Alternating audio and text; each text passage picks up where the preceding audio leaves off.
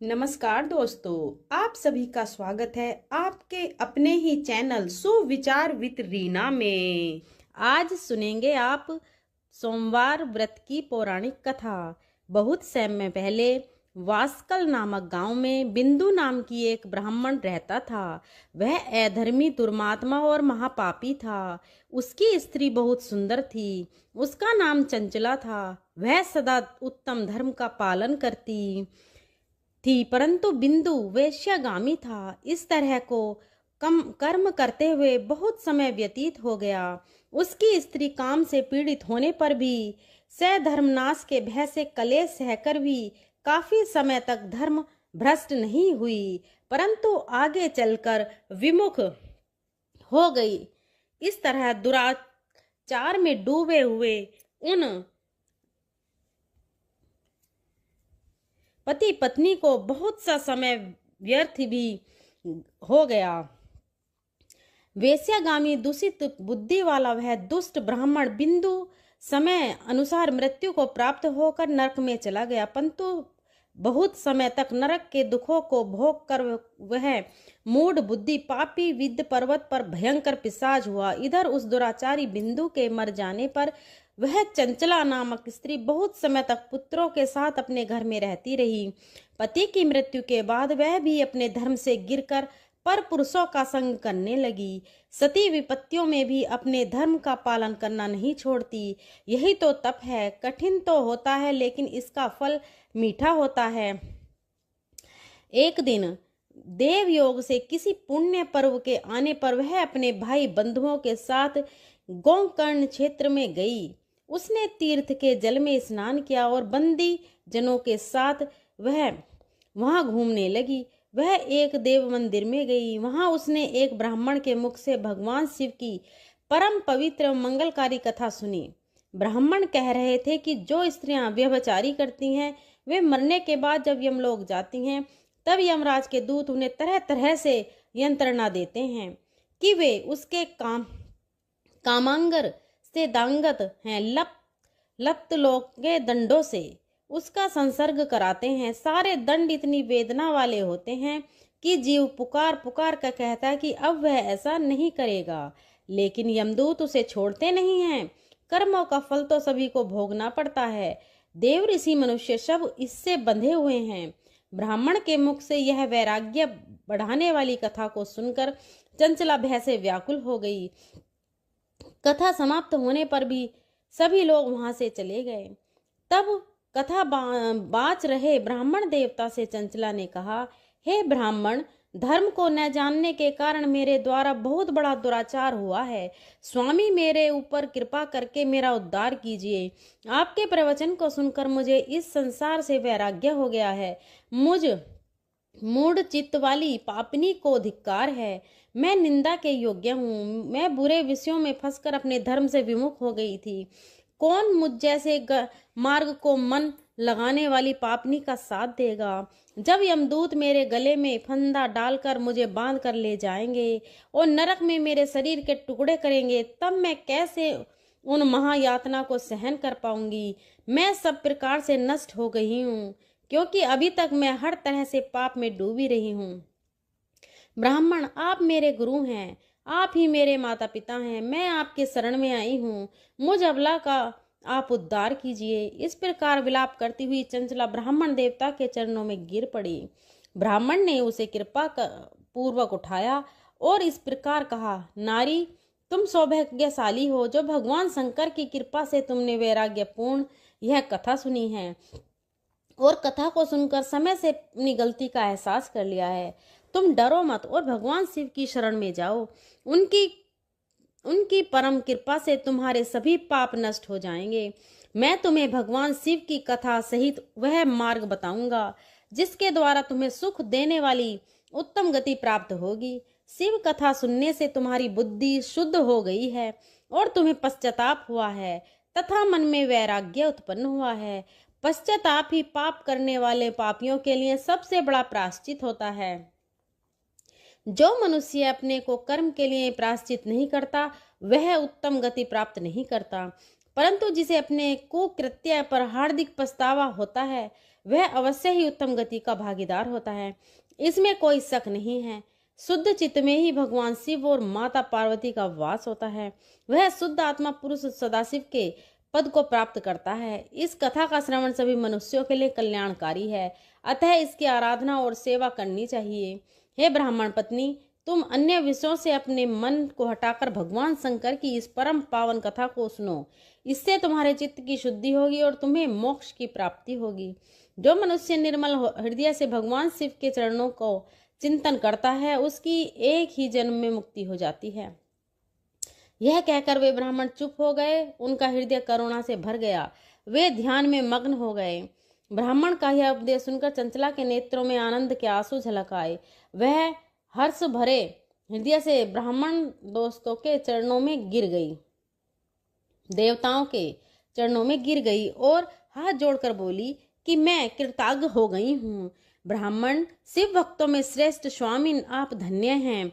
आप परामर्थ दर्शी हैं और सदा परोकार में लगे रहते हैं। साधु, मैं नरक के समुद्र में गिर रही हूँ, कृपा करके मेरा उद्धार कीजिए। जिस पौराणिक और अमृत के समान कथा की बात आपने की है, उसे सुनकर ही मेरे मन में वैराग्य उत्पन्न हुआ। उस अमृत कथा को सुनने के लिए मेरे मन में बड़ी श्रद्धा हो रही है। कृपया आप मुझे उससे सुनाइए। कथा सुनने की इच्छा मन में लिए हुए चंचला उन ब्राह्मण देवता की सेवा में वहीं रहने लगी। उस कोंगड नामक महाक्षेत्र में उन ब्राह्मण देवता के मुख से चंचला भगवान शिव की भक्ति, ज्ञान और वैराग्य बढ़ाने वाले और मुक्ति देने वाली परम उत्तम कथा सुनकर कृताग्ध हुई। उसका चित्त शुद्ध हो गया। वह अपने हृदय में शिव के सब सगुण रूप का चिंतन करने लगी। वह सदैव शिव सच्चिदानंद में स्वरूप का स्मरण करती। इसके बाद अपना समय पूर्ण होने पर चंचला ने बिना किसी कष्ट के अपना शरीर त्याग दिया। उसे लेने के लिए एक दिव्य विमान वहां पहुंचा। यह विमान शोभा साधनों से सजा था और शिव गणों से सुशोभित तथा चंचला विमान से शिवपुरी पहुंची। उसके सारे पाप धुल गए। वह दिव्य रूप धारणी दिव्यांगना हो गई थी। वह दोरंगी देवी मस्तक पर अर्ध चंद्र का मुकुट और अन्य दिव्य आभूषण पहने शिवपुरी में पहुंची।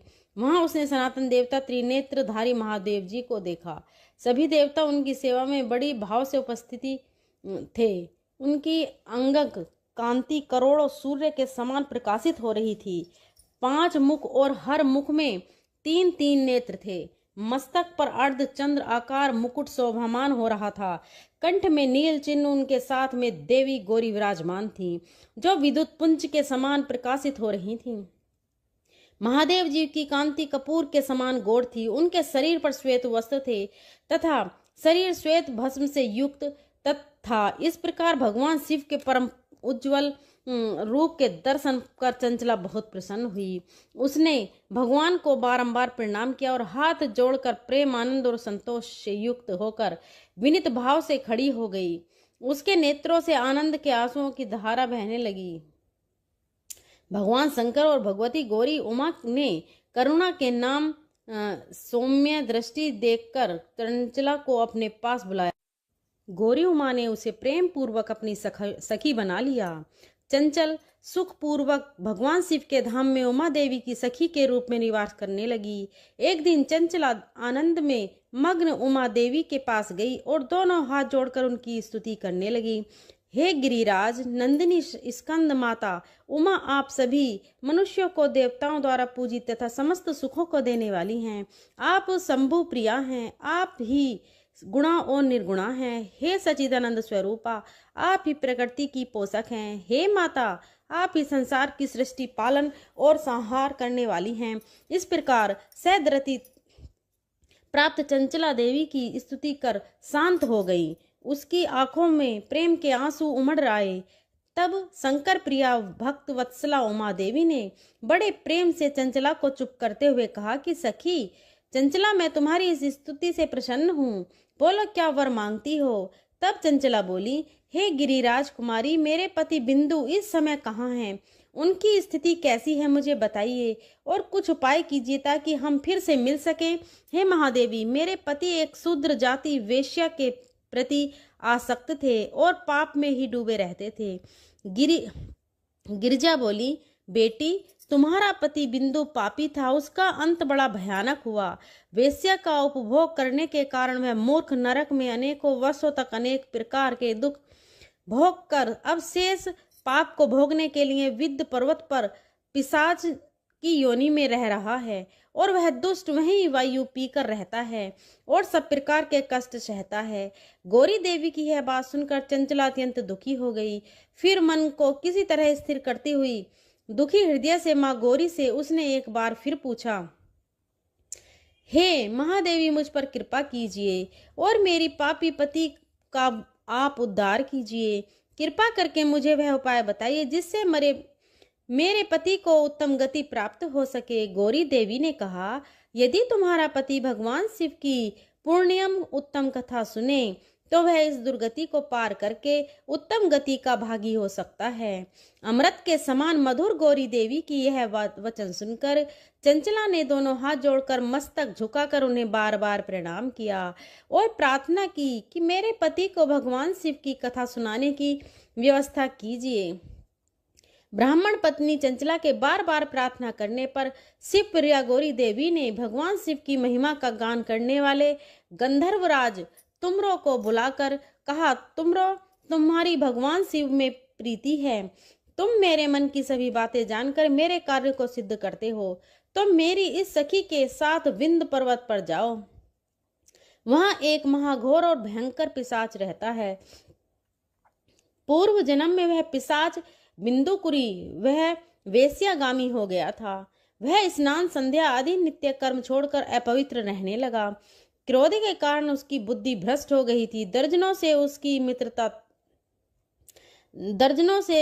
तथा सज्जनों से द्वेष बढ़ गया था। वह अस्त्र शस्त्र से हिंसा करता, लोगों को सताता और उनके घरों में आग लगा देता था।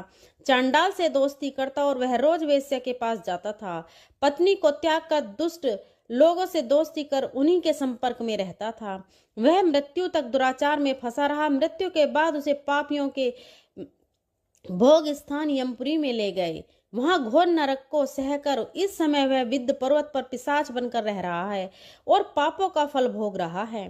तुम उसके सामने परम पुण्य पापों का नाश करने वाली भगवान शिव की दिव्य कथा का प्रवचन करो। इस कथा के सुनने से उसका हृदय सभी पापों से मुक्त होकर शुद्ध हो जाएगा और वह प्रेत योनि से मुक्त हो जाएगा। दुर्गति मुक्त होने पर उस बिंदु नामक पिशाच को तुम विमान पर बैठाकर भगवान शिव के पास ले आना। माँ उमा का आदेश पाकर गंधर्वराज तुमर प्रसन्नता पूर्वक अपने भाग्य की सराहना करते हुए चंचला को साथ लेकर विमान से पिशाच के निवास स्थान विंध्य पर्वत पर गया। वहां पहुंचकर उसने विशाल आकृति वाले पिशाच को देखा। उसका शरीर विशाल था, उसकी ठोड़ी बड़ी थी। वह कभी हंसता, कभी रोता, कभी उछलता तथा महाबली तुरु ने बिंदुकुरी ने कथा बाजनी के लिए स्थान तलाश कर मंडप की रचना की। शीघ्र ही इस बात का पता लोगों को चल गया कि एक पिशाच के उद्धार हेतु देवी पार्वती की आज्ञा से तुमो भगवान शिव की कथा सुनाने विंध्य पर्वत पर आया है। उस कथा को सुनने के लोभ से बहुत से देवर्ष वहां पहुंच गए। सभी को आदर पूर्वक स्थान दिया गया। पिशाच बिंदु के पासों में बांधकर आसन पर बिठाया गया और तब तुमर ने परम उत्तम भगवान शिव की अमृत कथा का गान शुरू किया, जिससे सभी श्रोता कृतार्थ हो गए। परम पुण्य कथा को सुनकर पिशाच सभी पापों से मुक्त हो गया और उसने पिशाच शरीर का त्याग कर दिया। शीघ्र ही उसका रूप दिव्य हो गया। उसका शरीर गौरपूर्ण वर्ण का हो गया। शरीर पर श्वेत वस्त्र एवं पुरुषों के आभूषण आ गए।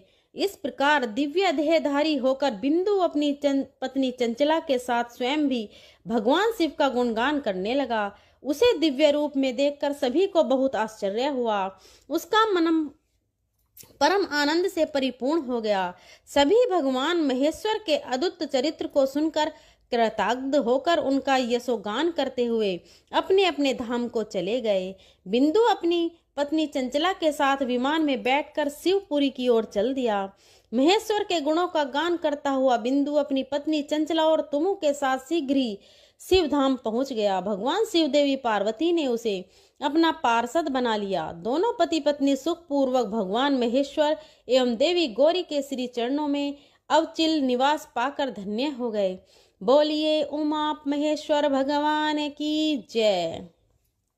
आइए अब सुनिए भगवान शंकर की दूसरी कथा। एक धनवान साहूकार था जिसके घर किसी प्रकार की कोई कमी नहीं थी, परंतु उसको एक दुख था, उसके कोई पुत्र नहीं था। वह इसी चिंता में दिन और रात रहता था और वह पुत्र की कामना से हर सोमवार को शिव जी का व्रत और पूजन किया करता था। सायंकाल को मंदिर में जाकर शिव जी का दीपक जलाता था। उसके भक्ति भाव को देखकर एक समय श्री पार्वती जी ने भगवान शिव जी महाराज से कहा कि वह आपका इतना अनंत भक्त है और सदैव आपका व्रत और पूजन बड़ी श्रद्धा से करता है, इसकी मनोकामना आप पूर्ण कीजिए। तब भगवान शिव ने कहा कि हे पार्वती, यह संसार कर्म क्षेत्र है। जैसी किसान खेत में बीज बोता है वैसा ही फल काटता है, उसी तरह से इस संसार में जैसा कर्म करते हैं वैसा ही फल मिलता है। तब माता पार्वती ने अत्यंत आग्रह से कहा कि महाराज, जब यह आपका परम भक्त है और इससे किसी प्रकार का दुख है तो उसको अवश्य दूर करना चाहिए, क्योंकि आप सदैव अपने भक्तों पर दयालु हैं और उनके दुखों को दूर करते हैं। यदि आप ऐसा नहीं करेंगे तो मनुष्य आपकी सेवा व्रत क्यों करेंगे। माता पार्वती जी के आग्रह को देखकर भगवान भोलेनाथ कहने लगे कि हे पार्वती, इसके कोई पुत्र नहीं है, इसी चिंता से यह दुखी रहता है। इसके भाग्य में पुत्र न होने पर भी इसके पुत्र की प्राप्ति का मैं वर देता हूँ, परंतु वह पुत्र केवल 12 वर्ष तक जीवित रहेगा। इसके पश्चात वह मृत्यु को प्राप्त हो जाएगा। इससे अधिक मैं और कुछ इसके लिए नहीं कर सकता हूँ। यह सब बातें वह साहूकार सुन रहा था। इससे उसको न कुछ प्रसन्नता हुई और ना ही उसे कुछ कष्ट हुआ। वह पहले जैसी ही भगवान शिव का व्रत और पूजन करता रहा। कुछ समय व्यतीत हो जाने पर साहूकार की स्त्री गर्भवती हुई और उसे 10वें महीने में गर्भ से अति सुंदर पुत्र की प्राप्ति हुई। साहूकार के घर में बहुत खुशियां मनाई गईं, परंतु साहूकार ने उसके केवल 12 वर्ष की आयु जानकर कोई अधिक प्रसन्नता प्रकट नहीं की और न ही किसी को यह भेद बताया। जब वह 11 वर्ष का हो गया तो उस बालक की माता ने उसके पिता से विवाह आदि के लिए कहा, परंतु साहूकार कहने लगा, मैं अभी इसका विवाह नहीं करूंगा और पढ़ने के लिए इसे भेजूंगा। फिर साहूकार ने अपने साले अर्थात उस बालक के मामा को बुलाकर उसको बहुत सा धन देकर कहा, तुम इस बालक को काशी में पढ़ने के लिए ले जाओ और रास्ते में जिस स्थान पर भी जाओ वहां यज्ञ करना और ब्राह्मणों को भोजन कराते जाना। वे दोनों मामा और भांजा सब जगह यज्ञ करते और ब्राह्मणों को भोजन कराते जा रहे थे। रास्ते में उनको एक शहर पड़ा। उस शहर के राजा की कन्या का विवाह था और दूसरे राजा का लड़का जो विवाह कराने के लिए बारात लेकर आया था वह एक आंख से काना था। उसके पिता को इस बात की बड़ी चिंता थी कि कहीं वर को देखकर कन्या के पिता माता पिता विवाह में किसी प्रकार की अड़चन पैदा न करें। इसका कारण जब उसने अति सुंदर सेठ के लड़के को देखा तो उसने मन में विचार किया कि क्यों न दरवाजे के समय इस लड़के से वर का काम चलाया जाए। ऐसा विचार करके वर के पिता ने उस लड़के और मामा से बात की तो वे दोनों राजी हो गए। फिर उस लड़के को वर के कपड़े पहनाकर और घोड़ी पर चढ़ाकर दरवाजे पर ले गए और बड़ी सुंदरता से सब कार्य संपन्न हो गए। वर के पिता ने सोचा, यदि विवाह कार्य भी इसी लड़के से करा दिया जाए तो इसमें क्या बुराई है। ऐसा विचार करके लड़का और उसके मामा से कहा, यदि आप फेरों और कन्यादान का काम भी करा दें तो आपकी बड़ी कृपा होगी और हम इसके बदले बहुत सा धन देंगे। उन्होंने भी स्वीकार कर लिया और विवाह कार्य भी बहुत अच्छी तरह से हो गया। परंतु जिस समय लड़का जाने लगा तो उसने राजकुमार की चुन्नी के पल्ले पर लिख दिया कि तेरा विवाह मेरे साथ हुआ है, परंतु जिस राजकुमार के साथ तुझको भेजेंगे वह एक आंख से काना है। मैं तो काशी जी पढ़ने जा रहा हूँ। उस राजकुमारी ने जब अपनी चुन्नी पर ऐसा लिखा हुआ देखा तो उसे राजकुमार के साथ जाने से मना कर दिया और कहा कि यह मेरा पति नहीं है, मेरा विवाह इसके साथ नहीं हुआ, वह तो काशी जी पढ़ने गया है।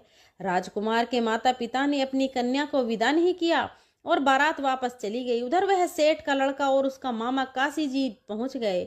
वहां जाकर उन्होंने यज्ञ करना और लड़के ने पढ़ना शुरू कर दिया। जब लड़के की आयु 12 साल की हो गई तब एक दिन उन्होंने यज्ञ रचा। रखा था कि लड़के ने अपने मामा से कहा कि आज तो मेरी तबीयत ठीक नहीं है मामा जी। मामा ने कहा अंदर जाकर सो जाओ। जब लड़का अंदर जाकर सो गया और थोड़ी देर में उसके प्राण निकल गए। जब उसके मामा ने आकर देखा कि वह तो मुर्दा पड़ा है तो उनको बहुत दुख हुआ और उन्होंने सोचा कि मैं अभी रोना पीटना मचा दूंगा तो यज्ञ का कार्य अधूरा रह जाएगा। अतः उन्होंने जल्दी से यज्ञ का कार्य समाप्त करके ब्राह्मणों के जाने के बाद रोना पीटना आरंभ कर दिया। संयोगवश उसी समय शिव जी और पार्वती जी उधर से जा रहे थे। पार्वती जी कहने लगी, हे महादेव, कोई दुखियारा रो रहा है, इसके कष्टों को आप दूर करो।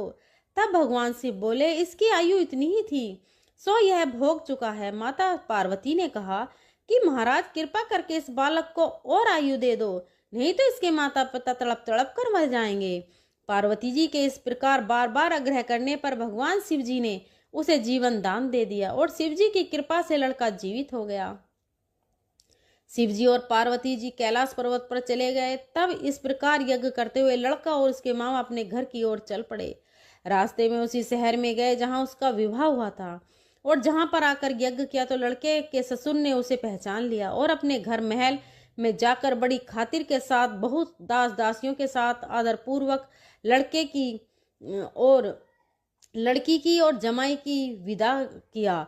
जब वह अपने शहर के निकट आए तो मामा ने कहा, मैं तुम्हारे घर जाकर सबको खबर करता हूँ। उस समय लड़के के माता पिता अपने घर की छत पर बैठे हुए थे और उन्होंने यह प्रण कर रखा था कि यदि हमारा पुत्र सकुशल घर आएगा तो राजी खुशी नीचे उतर कर आ जाएंगे, नहीं तो छत से गिरकर अपने प्राण खो देंगे। इतने में उस लड़के के मामा ने जाकर यह समाचार दिया कि आपका पुत्र आ गया है, परंतु उनको विश्वास नहीं हुआ। तब उसके मामा ने शपथ पूर्वक कहा कि आपका पुत्र अपनी स्त्री के साथ बहुत सारा धन लेकर आया है। तो सेठ के आनंद के साथ उसका स्वागत किया और बड़ी प्रसन्नता से रहने लगे। इस प्रकार जो भी व्यक्ति सोमवार का व्रत करता है तो इस कथा को पढ़ता है या सुनता है, भगवान भोलेनाथ उसकी सभी दुखों को दूर करके उसकी समस्त मनोकामनाओं को पूरा करते हैं। बड़ी ही श्रद्धा और भक्ति के साथ अब आप सुनिए सोमवार की दूसरी कथा।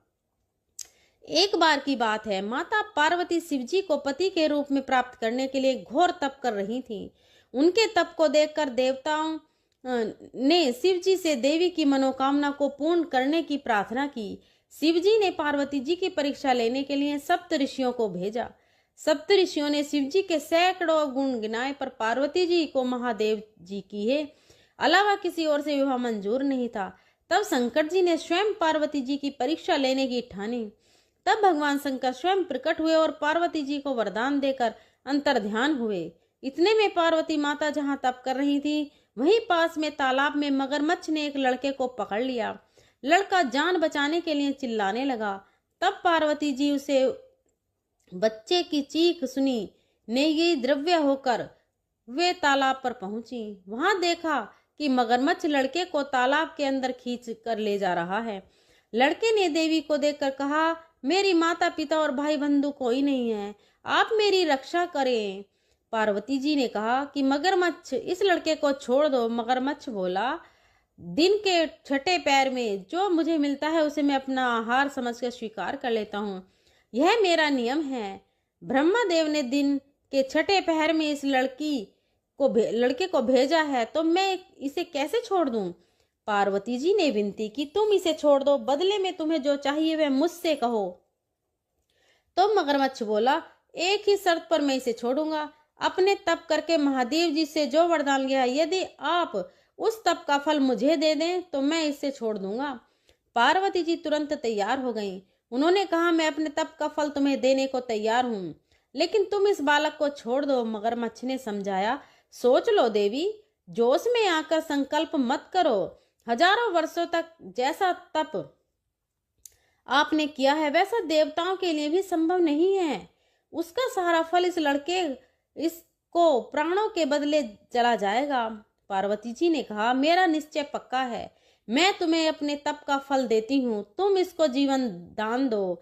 मगरमच्छ ने पार्वती जी से तप दान करने का संकल्प करवाया। तप का दान होते हैं ही मगरमच्छ की देह तेजी से चमकने लगी और वह बोला, हे पार्वती, यह देखो, तप के प्रभाव से मैं तेजस्वी बन गया हूँ, तुमने जीवन भर की पूंजी एक बच्चे के लिए व्यर्थ कर दी।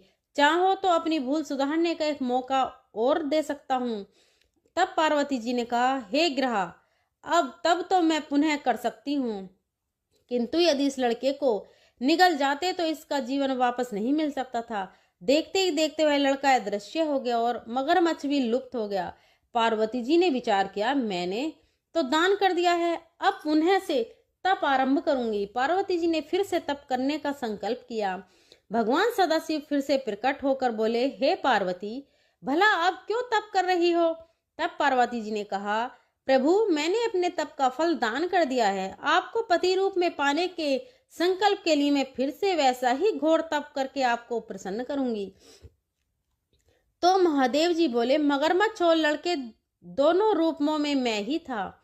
तुम्हारा चित्त प्राणी मात्र में अपने सुख दुख का अनुभव करता है या नहीं, इसकी परीक्षा लेने के लिए मैंने ही यह लीला रची थी। अनेकों रूपों में दिखने वाला मैं एक ही हूँ। मैं अनेकों शरीर में शरीरों से अलग निर्विकार हूँ। तुमने अपना तप मुझे ही दिया है, इसलिए अब और तप करने की कोई आवश्यकता नहीं है। हे देवी ने महादेव जी को प्रणाम कर प्रसन्न मन से विदा किया। प्रेम से बोलो भगवान शंकर माता पार्वती की जय। अब सुनिए तीसरी कथा। एक बार नारद जी ने भोलेनाथ जी की स्तुति करके पूछा कि प्रभु, आपको प्रसन्न करने के लिए सबसे उत्तम और सुलभ साधन क्या है? त्रिलोकीनाथ, आप तो निर्विकार और निष्काम हैं, आप सहज ही प्रसन्न हो जाते हैं। फिर भी मेरे जानने की इच्छा है कि आपको क्या प्रिय है। तब शिव जी बोले, नारद जी, वैसे तो मुझे भक्त के सबसे प्रिय हैं, फिर भी आपने पूछा है तो मैं बताता हूँ। मुझे जल के साथ साथ बिल्वपत्र बहुत प्रिय हैं। जो अखंड बिल्वपत्र मुझे श्रद्धा से अर्पित करते हैं, मैं उन्हें अपने लोक में स्थान देता हूँ। नारद जी भगवान शंकर और माता पार्वती की वंदना करके अपने लोक को चले गए। उनके जाने के पश्चात पार्वती जी ने शिव जी से पूछा कि हे प्रभु, मेरी यह जानने की बड़ी तीव्र इच्छा हो रही है कि आपको बेलपत्र इतने प्रिय क्यों हैं। कृपया करके मेरी जिज्ञासा को शांत कीजिए। तब शिव जी बोले, हे शिवे, बिल्व के पत्ते मेरी जटा के समान हैं।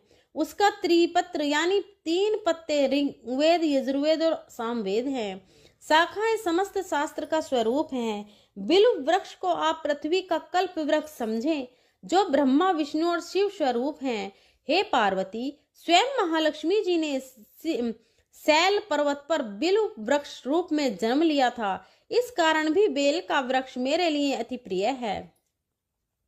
महालक्ष्मी जी ने बिल्व का रूप धरा, यह सुनकर पार्वती जी को कौतूहल में पड़ गईं और पार्वती जी कौतूहल से उपजी जिज्ञासा को रोक न पाई। उन्होंने पूछा, देवी लक्ष्मी ने आखिर बिल्व वृक्ष का रूप क्यों लिया? आप ये कथा विस्तार से कहें।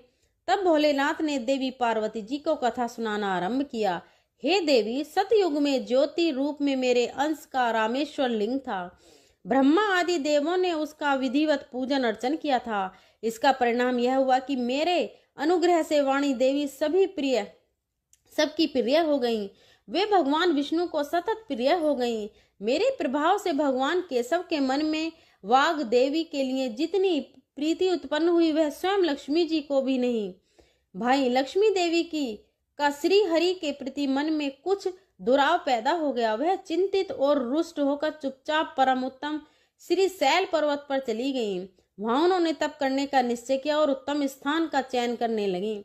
महालक्ष्मी ने उस स्थान का निश्चय करके मेरे लिंग विग्रह की उग्र तपस्या प्रारंभ की।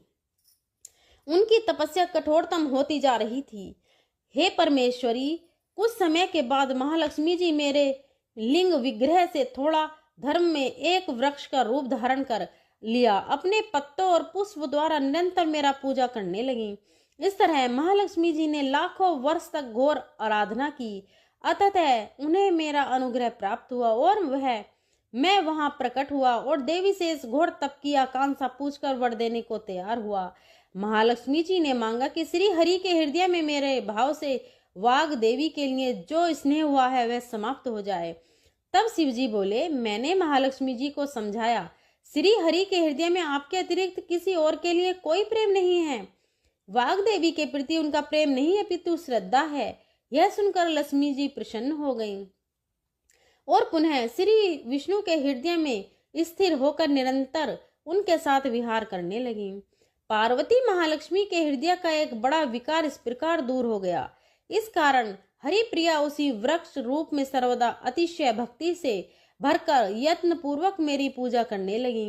हे पार्वती, इसी कारण विश्व का वृक्ष, उसके पत्ते, फल, फूल आदि मुझे बहुत प्रिय हैं।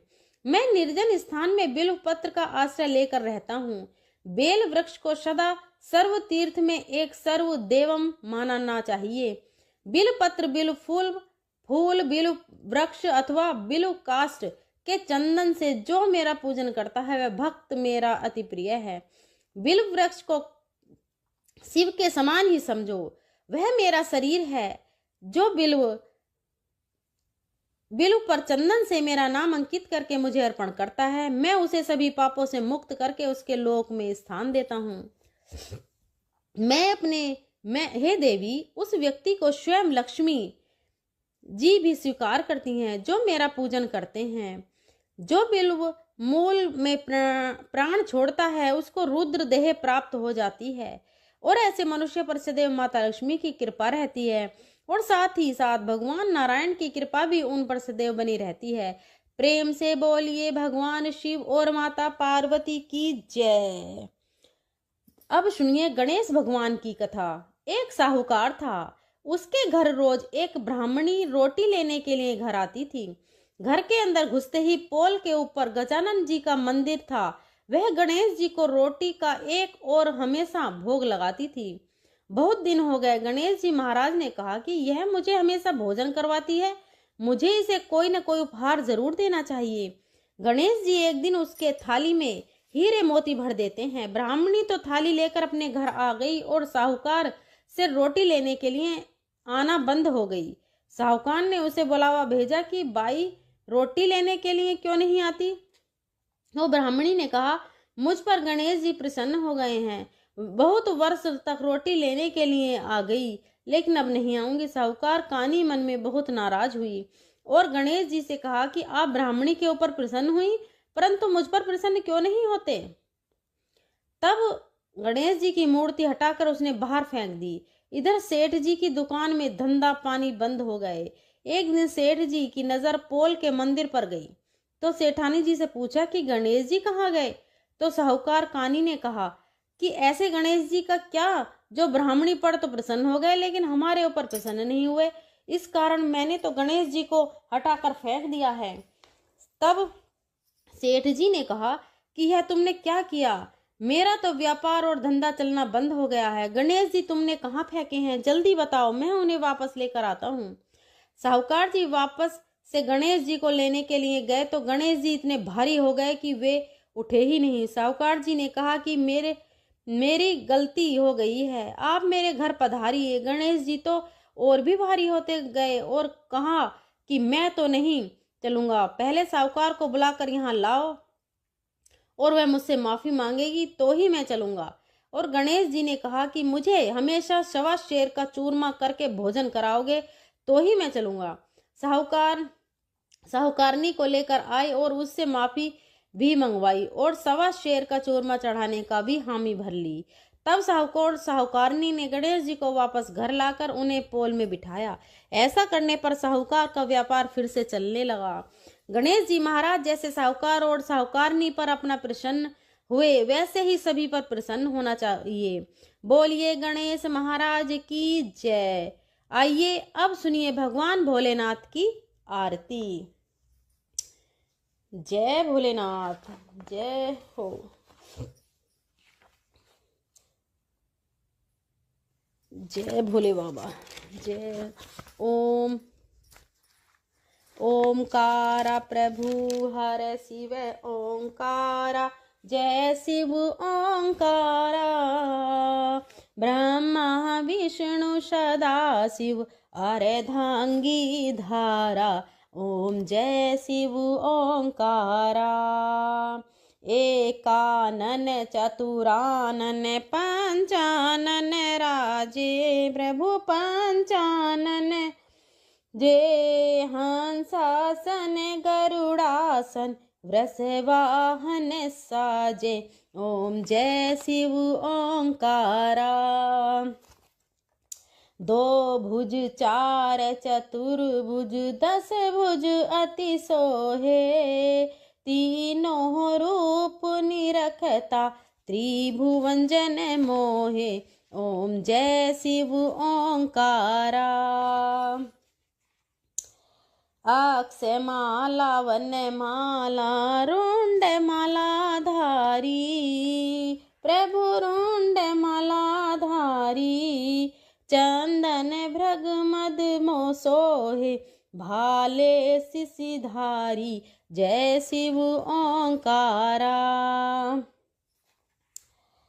श्वेतांबर पीतांबर बाघांबर अंगे। स्वामी बाघांबर अंगे। सनकादिक ब्रह्मादिक भूतादिक संगे। ओम जय शिव ओंकारा। करके मध्य कमंडलु चक्र त्रिशूल धरता। प्रभु चक्र त्रिशूल धरता। जग करता जग हरता जग पालन करता। ओम जय शिव ओंकारा। ब्रह्मा विष्णु सदा शिव और जानत अविवेका। प्रभु जानत अविवेका। प्राणाक्षर के मध्य प्राणाक्षर के मध्य ये तीनों एका। ओम जय शिव ओंकारा। शिव जी की आरती जो कोई नर गावे। प्रभु प्रेम सहित गावे। कहत शिवानंद स्वामी कहत हरि हर स्वामी। मन वांछित फल पावे। जय शिव ओंकारा। दोस्तों, आपको यह कथा कैसी लगी कमेंट में ज़रूर बताएं। और अगर पसंद आई हो तो कमेंट में जय भोलेनाथ, जय माता पार्वती, जय गणेश भगवान ज़रूर लिखें। वीडियो को अपनी फ्रेंड और फैमिली में भी ज़रूर शेयर करें। मिलते हैं अगली वीडियो में, तब तक के लिए धन्यवाद।